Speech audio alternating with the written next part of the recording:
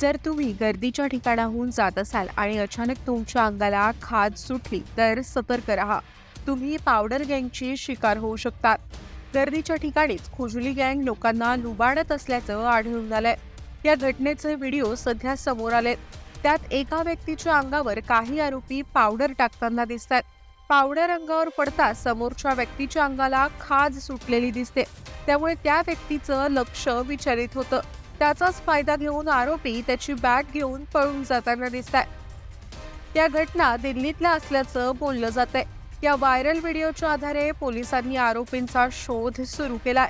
खुजली गँगचे सदस्य एखाद्याच्या अंगावर पावडर टाकायचे. त्यामुळे अंगाला खाज आली की व्यक्तीचं लक्ष विचलित व्हायचं आणि हीच संधी साधून ते त्या व्यक्तीच्या वस्तू घेऊन पळून जायचे.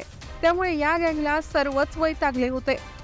अखेर या गँगचा पर्दाफाश झाला असून 2 जणांना अटक केल्याने या गँगच्या लूटमारीची माहिती मिळणार आहे.